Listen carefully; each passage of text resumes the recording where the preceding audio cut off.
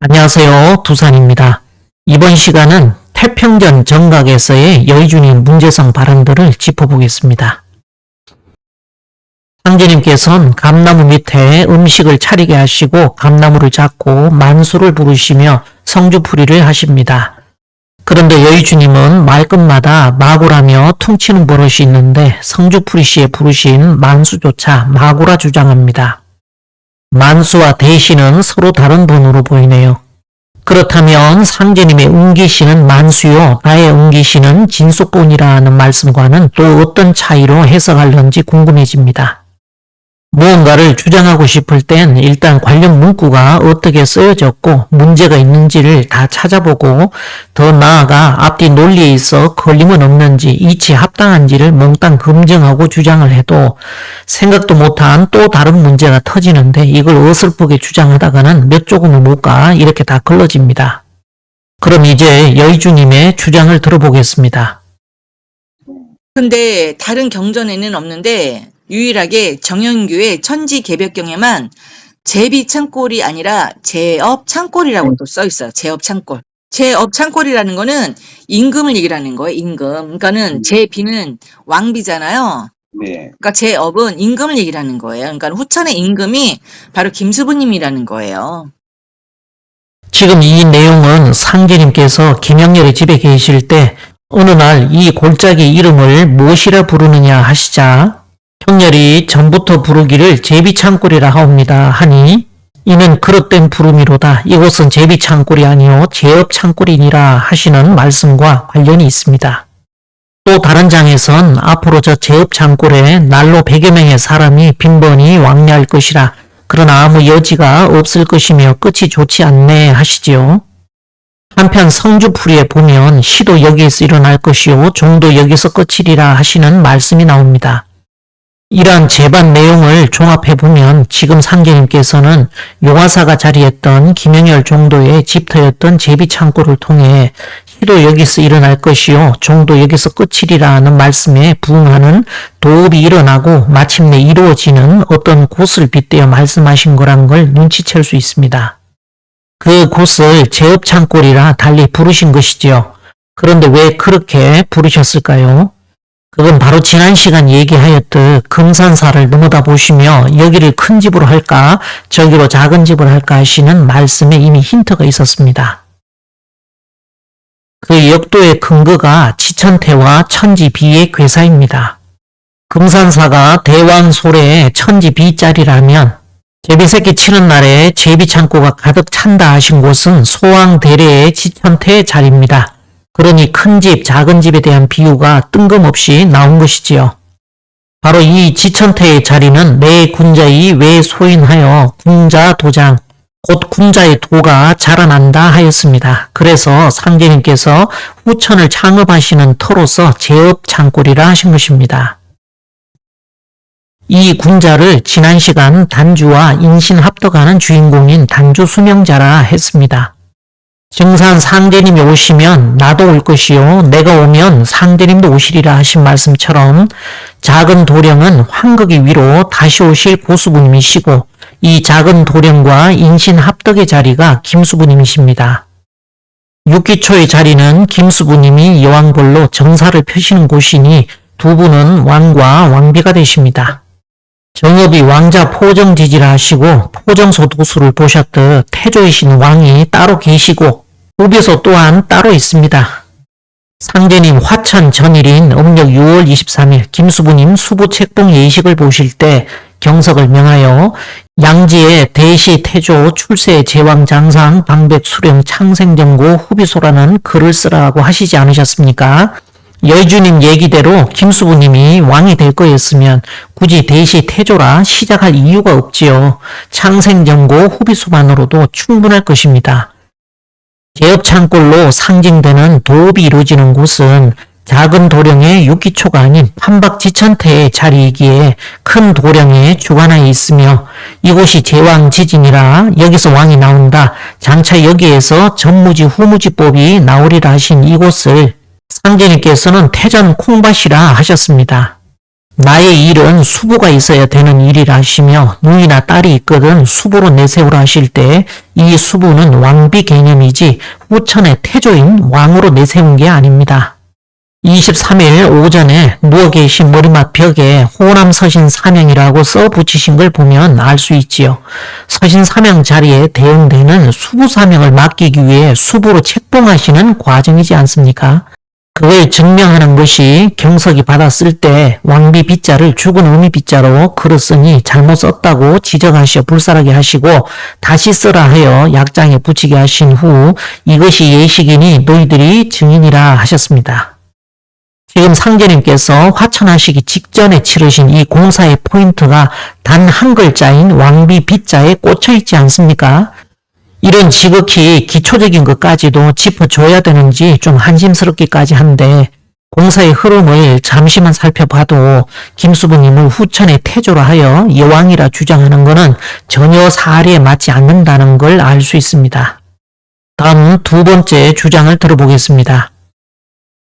근데 제 이렇게 오른쪽 뒤편에 서 있는 여자 두 분이 둘이 귀로 막 두 분이 쏙닥쏙닥 하는 얘기가 들리는 거예요, 제 귀에. 어떤 여자분이 어떤 여자분한테 귀에 대고 야, 저분이 여주야, 여주 막 그러는 거예요. 그래갖고 제가 그 얘기를 들으면서 여주? 여주가 뭐지? 왜 여주라고 그러지? 제가 그 생각을 했죠. 하면서 주문하면서. 그래서 근데 왜 내 옆에 같이 공부하시는 분 남자분 있었잖아요. 네. 성도님. 그러면 야, 저분이 또 남주야, 남주 해야 되는데 그 네. 얘기가 안 들리는 거예요, 그 뒤로는. 그래서 왜 여주라고만 하고 남주라고는 얘기를 안 하지? 그거 알면 기분 나쁠 텐데. 그래서 끝나고 나서 차마 제가 여주라고 했다는 얘기는 못하고 그냥 주인공이래요 막 그랬어요. 제가 이제 그렇게 얘기할 수밖에 없었어요, 그때는. 왜냐면은 앞으로 공부할 시간이 많잖아요, 그분하고. 네. 괜히 기분 상하게 해봤자 좋을 게 없잖아요, 제가. 기분 맞춰줘야지. 그래서 예의상 제가 주인공들이래 이제 제가 그랬죠, 싸잡아서. 이 내용은 태평전에서 신도 체험할 때의 얘기입니다. 규문을 읽고 있자 신명들이 애워 싸더니 마치 기자들이 후레쉬를 터뜨리며 카메라를 찍는 듯한 상황이 연출되면서 신명들이 얘기하는 것이 들리더랍니다. 그게 또 여주인공 얘기만 하더라는 것이죠. 그래서 여의주님은 왜 여주라고만 하지 자기 옆에 함께 공부하시는 남자분, 그러니까 저를 보면서는 왜 남주라 하지 않는지 의아해 했다는 것이죠. 아마도 저한테 그렇게 직설적으로 얘기를 하면 제가 기분 나빠할 줄 알고 신기해서 자기만 딱 찍어서 여주라고 했다는 얘기를 차마 못했다 합니다. 제 기분을 상하게 해봐야 좋을 게 없는 데다 앞으로 저와 함께 공부할 시간이 많기도 하니 제 기분 맞춰주느라 싸잡아 주인공들이라고 했다는 것이죠. 그런데 말입니다. 그 자리에 있지 않은 사람이야 그런가 보다 하고 지나갈 일인데 저는 그 자리에 있었던 당사자입니다.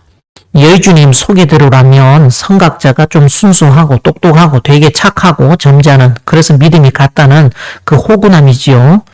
그러면 그때 여의주님이 직접 써서 저한테 보내신 수행 체험기를 한번 볼까요? 우리가 여주 남주래요. 여자 주인공이랑 남자 주인공이요. 그래서 아까 스포트라이트 받은 건가 봐요. 인터뷰도 하려 하고 도대체 왜 그럴까요? 제가 착각하는 걸까요? 라며 분명히 씌어있죠. 다음 장에는 남주와 여주가 무슨 연예인 구경하는 것처럼 바라보는 것이었습니다. 라는 구절이 또 나옵니다. 두 곳에 공이 남주, 여주라는 말을 쓰고 있는데 왜 그때하고 지금은 말이 바뀌었을까요? 그때 신도 체험한 직후 바로 저에게 있는 그대로 말을 했었고 더군다나 21일 공부가 다 끝나고선 그걸 글로 써서 저에게 전달까지 했는데 앞에서 본 작년 영상에선 이렇게 말이 바뀌었습니다. 저는 중간에 개입한 일이 없고 모두가 여의주님에게서 나온 얘기인데 왜 이렇게 차이가 나는지, 영상이 진실이면 왜 그때는 그렇게 말을 했는지, 그때가 진실이면 왜 지금은 이처럼 말이 달라졌는지 정확한 해명을 듣고 싶습니다.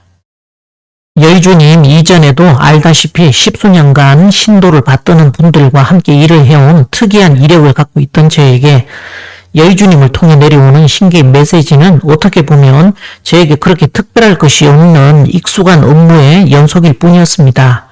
신계의 메시지는 계속해서 내려왔고 중간 매개가 되는 전달자만 그때그때 바뀌는 형국이었으니 신계에서 내려주는 그 메시지에 대해 아직 저는 시시비비를 가릴 수 있는 역량이 부족했기에 일단 모두 주워 담는 것이 급선무였지요. 그렇게 이미 10수년간 훈련이 된 상태였으니 전달 내용이 김수부든 아니든 무슨 내용이든 그것 자체에 휘둘리기보다 신도를 받드는 예에서 어긋나지 않는 것만 신경 쓰였을 뿐이었고 그 메시지들은 나중에 차근차근 쪼아서 깨먹어야 할 일종의 풀리지 않는 화두였던 상황이었습니다. 신도의 의중을 헤아리는 것이 주 목적이지 내가 뭘까 하는 건 사실상 관심 밖의 일이었지요. 다만 모든 것을 이치로서는 짚어봐야만 했기에 공부를 하는 입장에서 모든 가능성을 열어두어야 되는 상황이었습니다. 되게 그렇게 신기한 신도 체험 얘기를 할 때면 오히려 순수하게 있는 그대로 전하기가 더 쉽지 거기에 덧붙이거나 빼는 건 더 어려운 법입니다.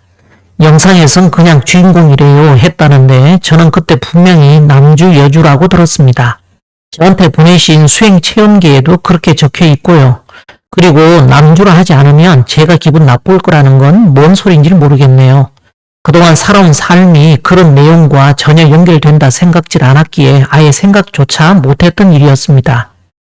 저는 여의주님 얘기를 듣고 신계에서 왜 여주 남주라는 말을 슬쩍 흘릴까?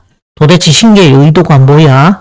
우리를 통해 어떤 그림을 그리시는 걸까? 뭔 작업을 치려는 거지? 하며 신계의 의도를 파악하느라 골머리만 싸맬 뿐이었습니다. 그러다 보니 매우 조심스러웠지만 무방비 상태에서 처음부터 신계에서 작정을 해 끌고 들어가니 초반에 신계의 일이 일정 부분 끝날 때까지는 어쩔 수 없이 끌려 들어갈 수밖에 없었죠. 순수한 마음에서 시작한 일에도 도고 1장이면 마고 10장이니 많지 도와 마장이 동시에 밀려 들어옵니다. 신계에서 전하시는 말에 대해 순수하게 믿는 사람도 있겠지만 어떤 이는 의심도 하고 부정도 하겠지요. 여기 어떤 음식이 있습니다. 먹고 배탈이 날 수도 있고 아무래도 뒤탈이 날 수 있을 것 같아 아예 안 먹을 수도 있겠지요. 아니면 극히 드물게도 음식을 먹고 잘 소화시켜 영양소만 쏙 뽑고 나머지 찌꺼기는 배출할 수도 있습니다. 여러 경우의 수가 있기 때문에 누구나 그 상황에 처하면 사람에 따라 다양한 결과치가 나오겠지요. 그러나 아마도 10중 8구는 이로 인해 문제가 될 소지가 있습니다. 그렇게 녹록한 문제가 아닌 것이 이런 류의 신도 문제를 겪을 땐 면역이 없는 사람들은 빠져나오기 상당히 어렵기 때문입니다. 저는 이미 10수년간 신도 문제를 이미 겪어오면서 충분히 단련된 상태였기에 큰 틀에서는 변동이 없었고 단지 시간을 통해 공부의 깊이만 달라지고 있었습니다. 그럼 이제 정리를 좀 하겠습니다. 여의주님의 영상을 들으면서 보니 일단 첫 번째 사실관계가 좀 틀립니다. 여의주님은 남주라고 안 했다 했고 차마 자신도 여주라 했다는 얘기도 못하고 그냥 주인공이라 했는데 수행체험기에는 제가 들은 그대로 우리가 여주 남주래요 하는 구절이 명백히 나오지요. 두 번째 신계에선 왜 남주라 하지 않는지 의아해할 정도라 했는데 그렇게 애초에 남주라는 말이 없었다면 없는 얘기를 지어내서는 안 되는 것이었습니다. 없는 말을 거짓으로 꾸며대면 부서질 때는 여지없나니 비록 성냥이라도 다 쓴 뒤에는 그 빈갑을 깨어서 버리라 하실 정도로 상제님께서는 종도들에게 늘 남 속이지 않는 공부를 시키셨습니다. 반대로 애초에 남주라는 말이 있었는데도 작년 동영상에서 없다 한 것이라면 이해관계 때문에 자신을 속인 것이 되지 않겠습니까? 기심이면 기천이지요. 세 번째, 여주 얘기만 나왔다고 사실대로 얘기를 하면 제가 기분 나빠할 줄 알고 차마 있는 그대로 얘기 못했다 했습니다. 그저 그런 얘기에 기분 나빠할 정도의 사람으로 판단했다는 것이 정말 이해가 안 되는군요. 저는 그 얘기가 변명처럼 들리는데 처음부터 사실에 입각해 진실하게 대하지 않고 계속 이해관계에 따라 말을 바꾸었다는 얘기 아닙니까? 그것도 선각을 기망하면서까지. 그러고서 어떻게 도가 열리길 바라나요? 진실이 아닌 것을 진실인 것처럼 꾸미거나 사실을 은폐 왜곡하여 상대가 잘못된 판단을 내리도록 유도하는 행위, 그걸 기망이라 합니다. 저와 함께 공부할 시간이 많기도 하니 제 기분 상하게 해봐야 좋을 게 없다는 것은 너무나 자기중심적 이해관계에만 치중한 것은 아닐까요? 성각의 입장에서는 후각이 끊임없이 성장을 하고 깨달아가는 모습은 마치 자식이 무럭무럭 크는 것처럼 보람되고 흐뭇한 일입니다. 굳이 성각을 믿질 못해 한자라 깔아야 하는 그 마음은 또 어떤 마음인지 묻고 싶네요. 네 번째, 앞서 얘기했듯이 여준이 남준이 하는 신도의 메시지를 너무 맹신하고 있는 듯합니다. 메시지 이면에 그 메시지를 주시는 의도 자체에 대한 파악이 급선무인데 그 의도가 완전히 파악되지 않은 채 겉으로 보이는 그럴싸한 얘기에 홀려 덜컥 받아먹고 체하면 약도 없습니다. 저는 21일 정성수도 기간 중에 날마다 내려주시는 다양한 메시지에 대해 깊이 소화할 시간도 없이 정신없이 끌려온 갔지만 이후의 시간은 다시 기존에 갖고 있던 반쪽짜리 설계 도면이나마 이에 맞춰 끊임없이 분해와 조립을 하면서 진실의 한 조각을 찾기 위해 정진해온 시간들이었습니다. 그것이 여의주님과 저의 차이였고 진리를 대하는 마음의 거리였습니다. 자, 여기서 결론은 여의주님이 직접 쓴 체험기와 여의주님의 영상에 나오는 어느 하나는 거짓이라는 것이고 그 어느 쪽이든 이해관계에 따라 행동했다는 것입니다. 누군가는 뭘 그렇게 따지냐고 할 수도 있겠지요. 그러나 내 이해관계에 따라 순간순간 마음이 바뀌고 그때그때 거짓말로 순간을 모면한다면 돌을 닦는 우리들이 세상 사람과 뭐가 다를 수 있겠습니까? 도 껍데기를 뒤집어 쓰고 짓는 죄가 더 큰 법입니다. 원래 진실은 하나밖에 없지요. 그 참된 마음을 지키는 것이 공부인데 왜 하나같이 대충대충 좋은 게 좋은 거려니 하며 적당히 두리뭉실 타협하며 살려고 할까요? 본심은 하나밖에 없으니 기심이면 기천입니다. 순간순간 상황에 따라 말을 바꾸며 모면하려는 그런 인간의 속성을 뛰어넘는 게 도 공부 아닙니까? 여의주님은 저에게 후각입니다. 저는 스승으로서 얼마든지 이 얘기를 할 수 있다고 봅니다. 어느 날 여의주 나무에 있었던 어떤 분이 와서는 그러더군요. 여의주님이 저렇게 된 것이 다 제 탓이라 했습니다. 그렇게 벌어들여놓은 사람이 저라는 것이고 제 책임이라 하더군요. 책임을 지랍디다. 저렇게 키운 사람이 저이니 책임져야 한다고요. 저는 시급을 했습니다. 저한테 와서 저렇게 키운 사람 아니냐고, 저렇게 날뛰도록 놔둔 사람인데 그걸 잡아야죠. 왜 가만히 놔두세요 하고 가더라고요. 제가 할 말이 없었습니다. 결국 이게 여의주님 문제가 아니라 제 문제더군요. 아, 후각을 내가 제대로 인도하지 못한 나의 문제다. 최종 결론을 내리고 아예 이 문제를 드러내기로 하였습니다. 여의주님도 말끝마다 언제든 상대해 줄 테니 한번 배틀하자고 제발 좀 나왔으면 좋겠다고 하소연을 하길래 할 수 없이 이 무대에 등판을 하기로 했습니다.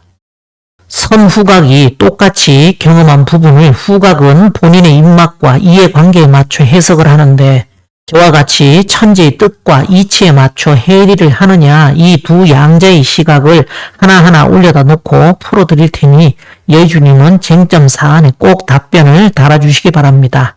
이게 배틀이고 도전입니다. 피하지 마세요. 다음 얘기를 또 하나 들어보겠습니다.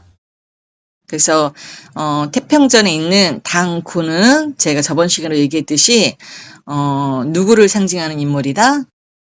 단한. 그렇죠. 단한은 누구다? 마고의 마지막 계승자. 계승자. 마지막 계승자이다. 태평전에 모셔진 당군은 이제 단한의 상징이라 합니다. 처음엔 단주도 아니고 갑자기 무슨 단한 얘기를 하길래 이게 뭔 소리야 싶었습니다.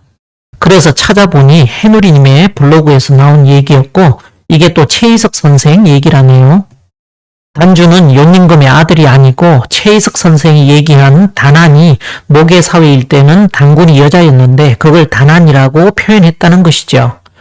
그러면서 북의 사회를 만든 주역들이 역사를 왜곡하였고 이때부터 단주의 한이 쌓이는데 최희석 선생이 말한 단한이라는 존재가 그 모계사회의 마지막 계승자여서 해누리님은 그 단한이 태초 인류의 어머니 되시는 마고 삼신의 후손이자 화신이라 합니다. 단주는 남자가 아니고 여자이고 전생에 염제 신동씨였던 상제님도 자신이 저질렀던 잘못을 바로잡느라 9년 천지공사를 보시고 모든 걸 김수부님께 넘겨주고 다시 도솔천으로 환궁을 하셨으니 진정한 단주 회원을 하시는 단주 수명은 김수부님이라는 것이고 6천년간 쌓인 여자의 한이 바로 단주 하모니랍니다. 그걸 여의주님이 그대로 답습에 주장하면서 태평전의 단군이 단한을 상징하고 단한이 단주다 그 얘기를 하고 있었던 것이죠. 물론 누구나 목소리 내서 자기 주장을 할 수 있지요. 이쯤 되니 핵주먹 마이크 타이슨이 던진 묵직한 경고가 생각납니다. 누구나 그럴싸한 계획을 세운다. 처맞기 전까지는. 상제님께서는 천이 천말하고 만이 만말하는 세상이 오느니라 하셨습니다. 그런 세상이 되면 어떻게 해야 되겠습니까? 각자 나름의 이유가 있어 주장하는 걸 반박해봐야 그 또한 또 하나의 주장밖에 더 되겠습니까? 이러한 때 상제님께서는 주역은 계백할 때 쓸 거리니 주역을 보면 내 일을 알리라고 하셨습니다. 바로 우주의 보편 이치인 역도 이치로 시비를 가이고 판단하도록 하셨습니다. 이 부분에 대해서는 4가지 경우로 나눠서 얘기를 할 텐데 일단 첫째로 역사적 사실에 대한 확인부터 하겠습니다. 단주는 윤민금의 아들이 아니고 최희석 선생이 얘기한 단한으로서 여자라는 얘기를 과연 상제님께서도 인정하실까요? 그런데 전생에 영재 신동씨였다던 상제님이 자신이 저질렀던 잘못을 바로잡느라 9년 천지공사를 보셨다면 뭔가 얘기가 달라야 되는데 그 해누리님 얘기가 무색하게 상제님은 여전히 원의 역사의 처음인 당뇨의 아들 단주라 하시며 윤민금의 아들이라 말씀하고 계시네요. 물론 구체적인 역사의 진실이야 학자들의 몫이긴 하지만 그에 앞서 상제님 신앙을 한다는 분들이 상제님 말씀 자체에 대한 신뢰가 요만치도 없으면서 세상 학자의 얘기는 어떻게 그렇게 넙죽넙죽 잘 받아들이는지 일단 신앙인의 입장에서 좀 어이가 없고요. 상제님 말씀에 대해선 최소한의 존중도 없으면서 아직 정설로 확정된 이론도 아닌 일개 학자의 주장으로 상제님 말씀 자체와 정반대의 각을 세우는 건 잘못됐다 생각합니다. 그냥 막 가자는 얘기지요. 두 번째, 약장공사에서 단주수명이라고 쓰신 부분을 따져보면 알 수 있습니다. 약장에 쓰신 문구는 정확하게는 약장의 한가운데 칸 중앙에 목단피를 넣고 단주수명을 쓰신 후 그 위아래로 각각 열풍내우 북미와 태열주를 쓰신 다음 양지를 길게 오려서 칠성경을 외줄로 쓰신 다음 그 끝부분에 가로로 우보상최 등 양명을 쓰신 후에 다시 세로로 양력 6월 20일, 음력 6월 20일을 써서 약장 위쪽으로부터 뒤로 넘겨서 붙이셨다고 나옵니다. 그렇다면 이는 무엇을 의미하는 것일까요? 이에 대해 문답하는 내용이 이중성 선생의 천지기백경에 나옵니다. 정도가 단주수명과 열풍내우 북미와 우보상최 등 양명을 쓰시니 그 이치가 무엇이나이까 하고 여쭈니 후천의 요순우 임금이니라 하셨습니다. 먼저 열풍내우 북미는 거세게 바람이 불고 천둥 소리와 함께 비가 내려도 길을 잃어 헤매지 않는다는 뜻으로 천하사 하는 일꾼은 어떤 시련과 역경이 닥친다 해도 절대 미혹되거나 흔들리지 말라는 것입니다. 이 말의 출전은 서경의 우서 순전입니다. 다음 우보상최 등 양명의 이 우보라는 말은 우치 9년 홍수할세 과문 불입 3년이라 즉 운임금이 9년 홍수를 다스릴 때 자기 집 앞을 3번 지나면서도 들어가지 않았다는 말에서 유래한 것입니다. 그러므로 열풍내우 북미는 순임금을 우보상최 등 양명은 운임금이니 그렇다면 15개의 뼈다지 칸의 중앙에 단주수병이라 씌어진 분은 어느 분이시겠습니까? 바로 나는 후천의 당년이라 하셨던 연임금으로서의 상제님을 뜻합니다. 그럼 답이 나온 거죠. 단주는 후천의 당뇨가 되시는 상제님을 역사의 인물에 빗대어 표현한 호칭입니다. 또한 약장의 한가운데 칸 중앙에 목단피를 넣으신 것은 김수부님에 대한 상징입니다. 목단피는 모란의 뿌리 껍질로 만든 약재인데 열을 내리고 혈액순환을 조절해서 의열을 없애는 효능이 있고 소화를 촉진하기도 하지요. 모란을 한자로는 목단이라고 쓰는데 모란은 꽃이 화려하고 풍염하여 위엄과 품위를 갖추고 있는 꽃이라 부귀화라 하기도 하고 또 화중왕이라고도 합니다. 세 번째, 건원형 이정의 이치를 보면 단주가 어떤 분인지 알 수 있습니다. 이미 여러 차례 얘기를 했는데 시공이 변화해가는 역도 이치는 신의 얼굴이 변모해가는 성리와 다르지 않다 했습니다. 이 신의 얼굴을 동양에선 원형이정이라 하였고 상제님께서는 이러한 역도이치 원형이정을 천지공사에서 취하시어 인의 예지의 성품을 대표하는 역사의 인물에 빗대어 당신의 얼굴을 드러내 주셨다 했습니다. 선도신정경에 강정산 소유 여동빈지 조화 건능 강태공지 도술 신농시지 유업 단주수명이라는 구절이 나옵니다.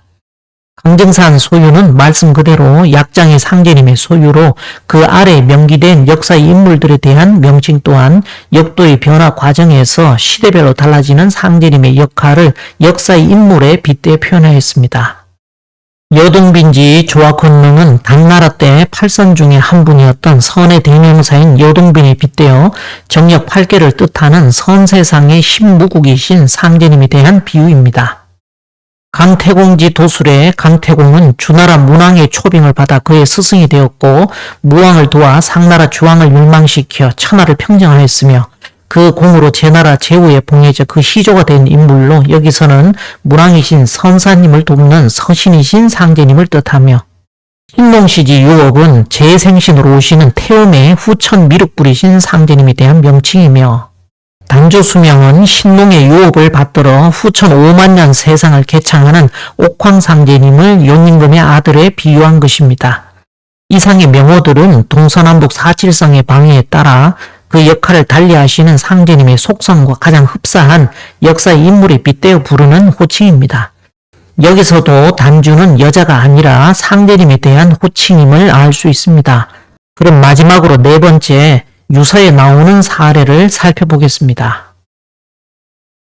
단조수명 청천한, 단조가 명을 받으니 푸른 하늘을 나는 기러기와 같다는 구절이 나옵니다. 이때 단주는 다시 오시는 상제님을 기러기에 비유한 것이니 단주수명은 상제님과 인신합덕하는 수명자에 대한 내용입니다. 보통 아는 작은 기러기를 뜻하고 홍은 큰 기러기를 뜻하는데 유서에는 기러기 안자 외에도 비홍득의 천공활이라 해서 기러기 나라 뜻을 얻으니 하늘이 공활하다라는 구절이 나오는데 여기선 큰 기러기를 뜻하는 기러기 홍자를 씁니다. 참고로 주역의 53번째 풍산점괘에는 기러기 홍자가 등장을 합니다.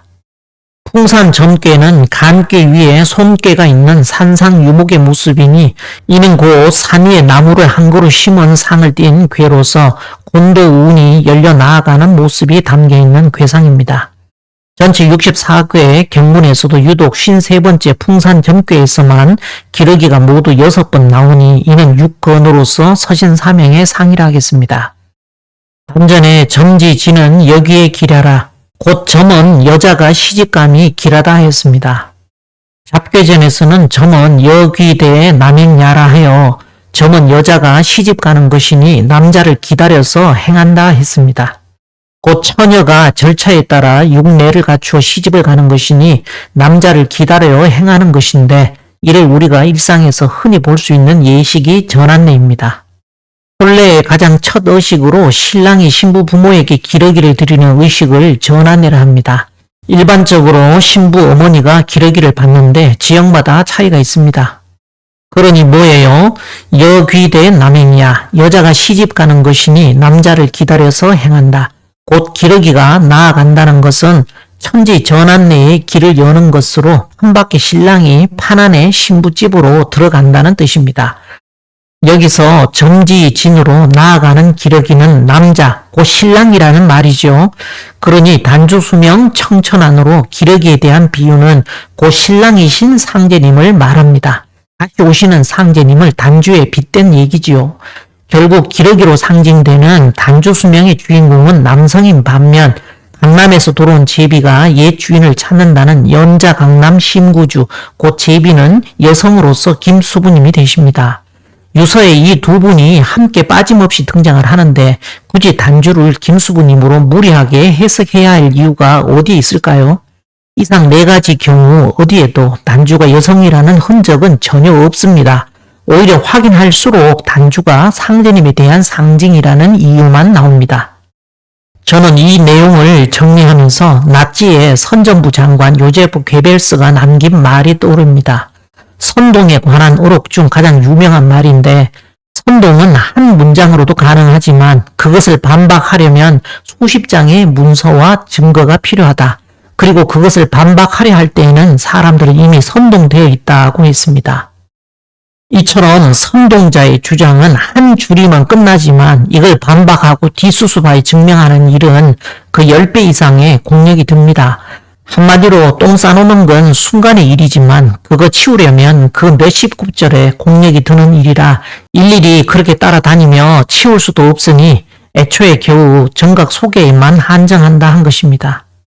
그럼 이제 마지막 내용을 들어보겠습니다. 상제님께서 내가 옥황상제니라라고 했기 때문에 당연히 옥황상제는 증산상제님이구나라고 알고 있어요. 그렇죠. 근데 그 옥황상제도 사실은 정확하게는 우리 강증산 상제님이 아니에요. 무슨 엉뚱깽뚱한 소리야라고 하겠지만 실제 100% 옥황상제는 강증산 상제님이 아니십니다. 그럼 누굴까요? 구천상제는 누구고 태상상제는 누구고 도대체 그 옥황상제는 또 누구냐 말이죠. 그죠? 네. 그거를 한번 풀어볼게요. 그분이 누구냐면은 대령전에 중앙에 계신 구천상제 진법주에 그분이 바로 누구냐면 본주님이세요. 네. 본주님이 그분이시고 그러면은 옥황상제 거기 있잖아요. 대령전에. 네. 옥황상제가 우리는 다 증산상제님을 알고 있죠? 그렇죠. 근데 조신주님이 신안으로 보고 깜짝 놀란 거예요. 음. 당연히 우리도 그냥 당연히 상제님인 줄 알았죠. 의뢰. 그렇죠. 네. 그 거의 뭐 진짜 80년 동안 법조계에서도 그렇게 알고 있었을 것이고. 또 상제님께서도 당신께서 나는 옥황상제니라 그랬죠. 네. 그랬다고 또 경전에 써 있으니까 그런 줄만 알았죠. 네. 근데 신안으로 딱 보니까 거기에 앉아 계신 옥황상제님 인당에서 그 경옥고 같은 진액 있잖아요. 완전 원 진액. 네. 그런 게 막 인당에서 막 폭포처럼 이렇게 쏟아져 나온대요. 음. 그건 뭐냐면 원액. 그러니까는 그 중앙에 계신 태상상제님 인당에서는 빛이 그 하얀 빛이 이렇게 아이보리색 빛이 이렇게 막 이렇게 광명의 빛이 나온다.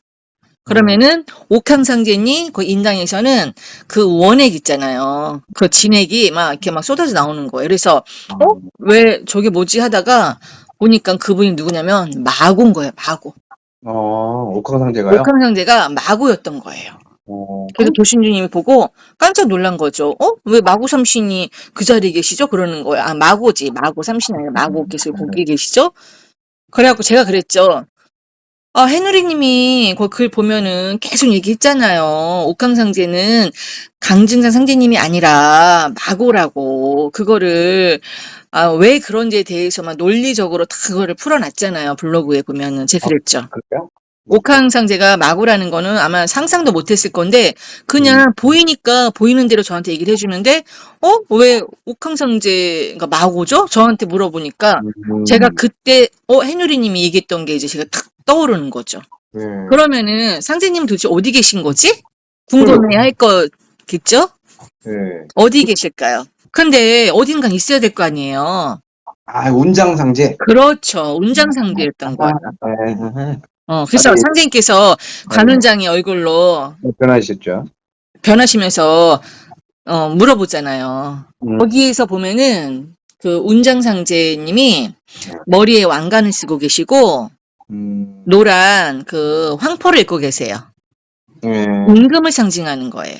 그 주인이 나타날 때까지 대신 왕관을 머리에 쓰고 계시고 황포를 입고 손에 뭘 들고 있냐면은 여의주를 들고 있어요. 그 왕관도 상제님께 아니고 황포도 상제님께 아니고 손에 들고 있는 여의주도 상제님께 아니에요. 어떤 누군가 와요. 오니까 상제님께서 바로 그거를 주세요. 드리세요. 그거를 그 주인한테 여의주도 주고 왕관도 벗어서 주고 황포도 싹 이렇게 그러니까 황포는 벗어서 주는 게 아니라 황포는 싹 벗으시면은 어떻게 되냐면 그 온 분 있을 거 아니에요. 네. 그분한테 맞는 천지의 옷으로 황포 있잖아요. 임금이 입는 그런 걸로 샥 해갖고 이렇게 그리고 왕관도 똑같은 그 왕관이 아니라 정말 더 이쁜, 더 아주 그냥 더 고급진 그 왕관으로 샥 쓰고, 그리고 여의주도 싹 받고, 그거를 도신주님이 다 본 거예요. 내용의 핵심을 정리하면 첫 번째, 옥황상제님은 마고이고 부천상제님은 본주님이시다. 두 번째, 증산상제님은 운장상제이신데 들고 있던 여의주도 쓰고 있던 황포도 왕관도 진짜 주인인 김수부님이 오시면 다 벗어주셔야 된다로 정리되는데 참 황당한 소리들만 연이어 나옵니다.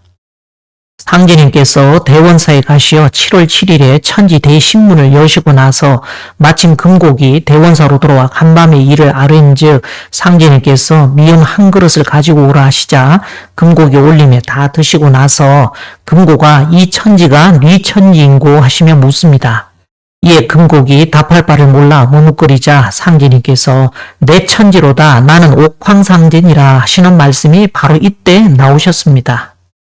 또한 김경학은 석 달 동안 시천주주 수련을 하던 중 꿈에 천상에 올라가 옥황상제를 배운 일이 있었는데 하루는 상제님께서 내 평생에 제일 좋은 꿈을 꾼 것을 기억하느냐 하고 물으시니 경학이 일찍이 상제님을 뵙던 꿈을 아뢰며 선생님의 형모가 곧 그때 뵌 상제님의 형모이신 것을 깨달았습니다 하고 아뢰자 상제님께서 여러 성도들에게 내가 바로 옥황상제니라 하십니다.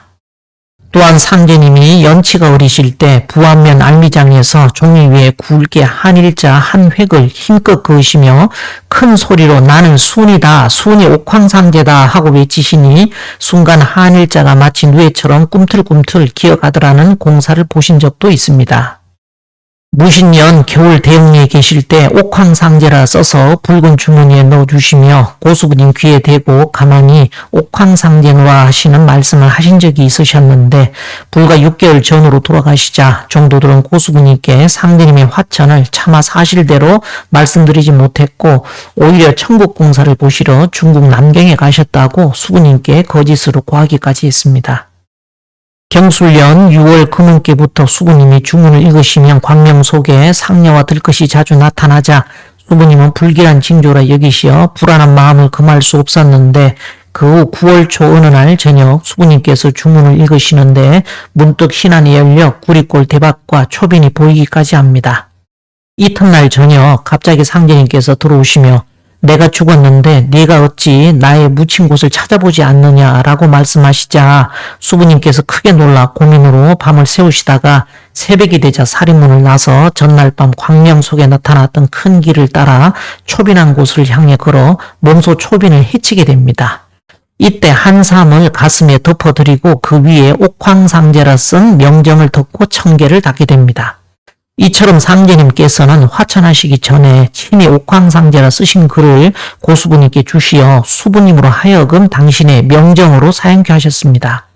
이런 내용들을 살펴보면 상제님이 옥황상제가 아니라는 소리 자체가 황당한 얘기에 지나지 않음을 확인할 수 있습니다. 그러면 이들은 왜 옥황상제님을 마고라 확신하게 되었을까요? 이 일의 발단은 도심주님이 신안이 열려보니 옥황상제님 인당에서 그 경옥고 같은 진액이 폭포처럼 쏟아져 나오길래 저게 뭐지 하다 보니까 마고시더라는 겁니다.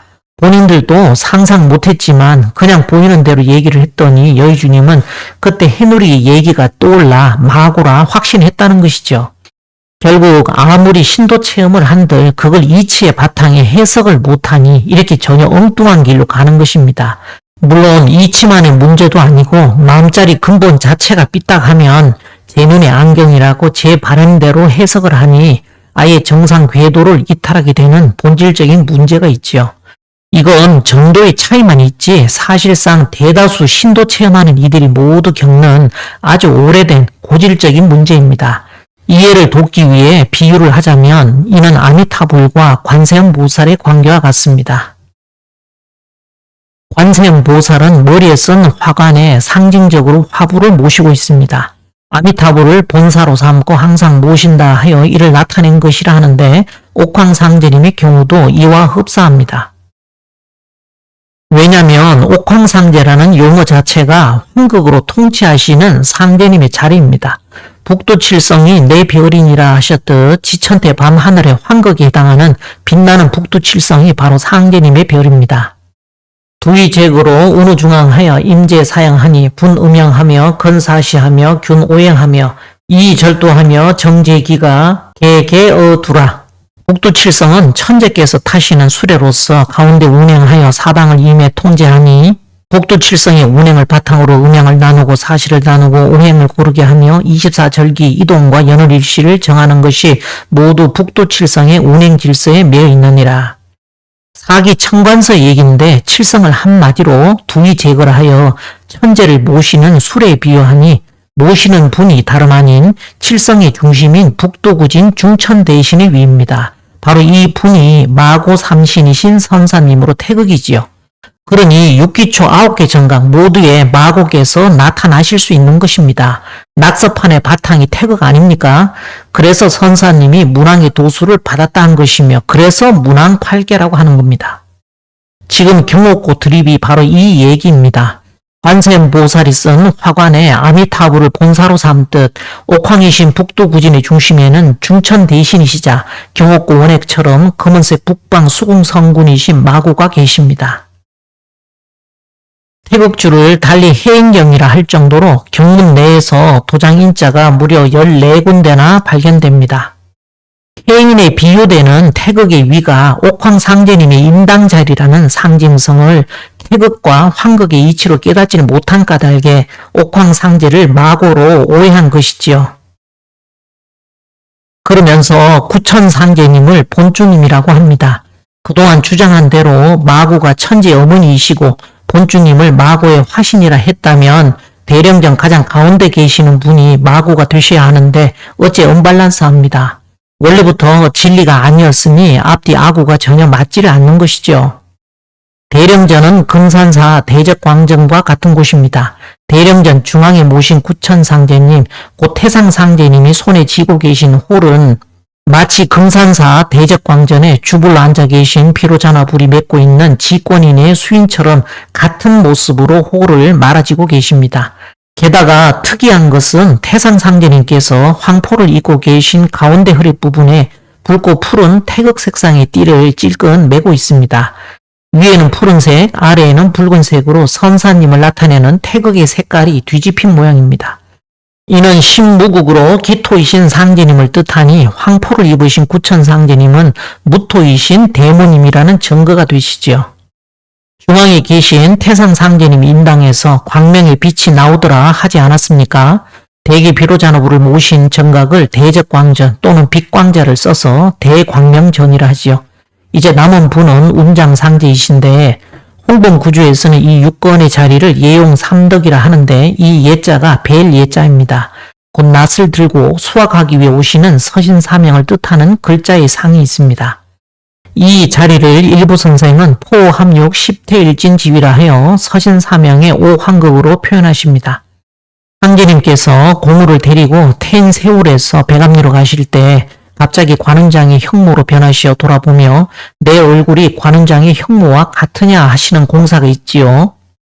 예전 김수부님 산소에서 녹의 홍상을 입고서 김수부님이 나타나셨다는 얘기를 한 적이 있습니다. 그때 김수부님이 자리는 관성제군 자리가 하나 있기는 하나 호비 등극식을 해줘야 내가 그 자리로 들어간다는 얘기가 나왔다 했습니다. 그땐 이게 뭔 소린가 싶었더니 관성제군 자리라는 게 바로 옥황상제님과 인신합덕하는 단주수명의 자리였던 것입니다. 바로 그 정음정양의 안자리, 바로 그리로 들어가야만 김수부님이 후비가 되신다는 그 얘기였습니다. 그러니 지금 운장상제님의 자리는 인정도덕원의 내영상관님이 앉으신 바로 그 자리입니다.